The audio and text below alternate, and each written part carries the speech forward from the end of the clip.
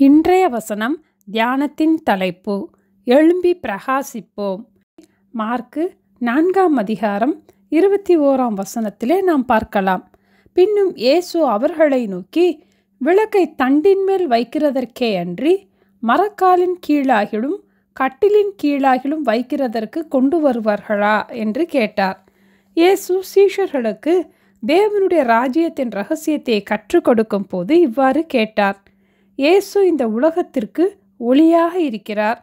அவரை பின்பற்றும் போது நாம் இருளிலே நடவாமல் ஜீவ ஒளியை அடைகிறோம். வேத வசனமே வெளிச்சம்.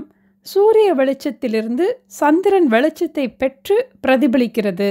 அதுபோல நீதியின் சூரியனாகிய இயேசுவிடத்திலிருந்து ஒளியை பெற்று நாமும் இந்த உலகத்திலே பிரகாசிப்போம்.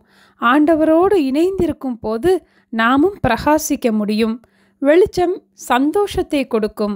முற்காலத்தில் விளக்குகள் கண்டுபிடிக்கும் முன் சூரிய வெளிச்சம் வந்ததும் ஜனங்கள் சந்தோஷப்பட்டு அதை வரவேற்று பாடல்களை பாடுவார்களாம். சூரியன் மறையும் போது இருள் வந்த பின் சோகமான பாடல்களை பாடி அப்படியே தூங்கி விடுவார்களாம். வெளிச்சம் அவர்களுக்கு சந்தோஷத்தை தந்தது. மத்தேயு 5ஆம் அதிகாரம் 14ஆம் வசனத்திலே, நீங்கள் உலகத்திற்கு வெளிச்சமாயிருக்கிறீர்கள் என்று இயேசு மலை பிரசங்கத்திலே கூறினார். விளக்கு சரியான இடத்துல இருக்கும் போது அது எல்லோருக்கும் வெளிச்சம் கொடுக்கும். வெளிச்சம் எல்லோருக்கும் சந்தோஷத்தையும் கொடுக்கும். எரியும் விளக்கை நாம் மூடி வைக்க மாட்டோம், கட்டிலுக்கு கீழும் வைக்க மாட்டோம். வேத வசனமே வெளிச்சம். அந்த வேத வசனம் நம்முடைய இருதயத்தில் இருக்கும் போது நாமும் பிரகாசிக்க முடியும். அதை மற்றவர்களுக்கு நாம் அறிவிக்கும் போது அது மற்றவர்களுடைய வாழ்க்கையையும் பிரகாசிக்கும். லைட் ஹவுஸ், அதாவது கலங்கரை விளக்கம் நம் எல்லோருக்கும் தெரியும். துறைமுகத்திற்கு நேராக கப்பல் வருவதற்கும் போவதற்கும் இது மிகவும் உதவியாக வெளிச்சம் கொடுக்கும். முற்காலங்களில் லைட் ஹவுஸில் விளக்கை எரிய வைக்க எண்ணெயை உபயோகிப்பார்கள். ஒவ்வொரு லைட் ஹவுஸ் இருக்கும் இடத்திலும் அதை பராமரிக்க ஒருவரை பணியில் அமர்த்தியிருப்பார்கள். அவரிடம் 1 மாதத்திற்கான எண்ணெயை அனுப்பிவிட்டார்கள்.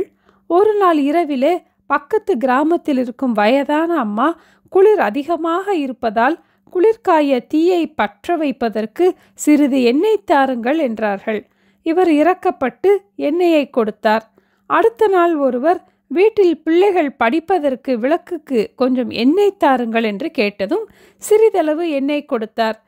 பின் மற்றொருவர், இந்த எண்ணெய் மிகவும் தரமானது, என்னுடைய உபயோகத்திற்கும் கொஞ்சம் தாருங்கள் என்று கேட்டதும் கொஞ்சம் கொடுத்தார். மாத முடிவிற்குள் எண்ணெய் காலியாகிவிட்டது. ஆதலால் அன்று இரவு கப்பல் திசை தெரியாமல் வேறு இடம் சென்றது.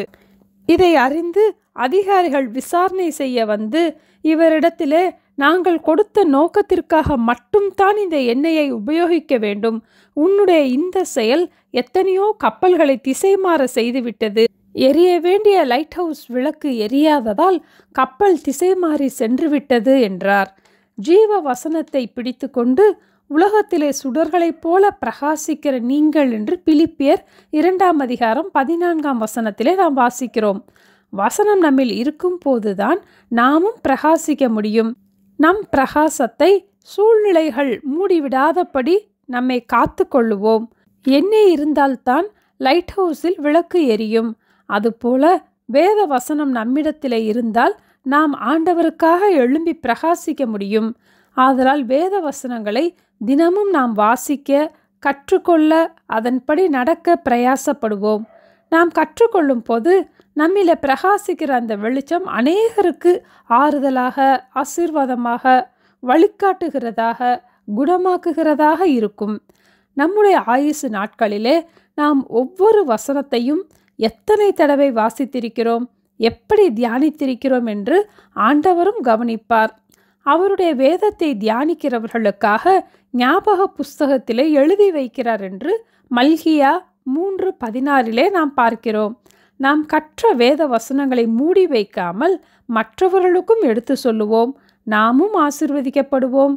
நம் மூலம் மற்றவர்களும் ஆசீர்வதிக்கப்படுவார்கள். எழும்பி பிரகாசிப்போம். ஆண்டவருக்காக ஒளி வீசுவோம். ஜெபிப்போமா? எங்கள் அன்பின் ஆண்டவரே, எங்களை இந்த உலகத்துக்கு வெளிச்சமாக தெரிந்தெடுத்திருப்பதற்காக உங்களுக்கு கொடான கொடி ஸ்தோத்திரம் அப்பா.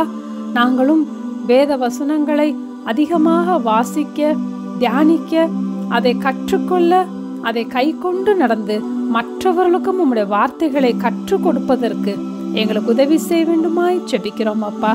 எங்களுக்கு கொடுக்கப்பட்ட ஒரே ஒரு வாழ்க்கை, அதை நாங்கள் வீணாக்கி விடாதபடிக்கு வேத வசனங்களை கற்றுக்கொள்ள எங்களுக்கு உதவி செய்ய வேண்டுமாய் இயேசுவின் நாமத்தில் ஜெபிக்கிறோம் பிதாவே. ஆமென். Thank you. Have a blessed day.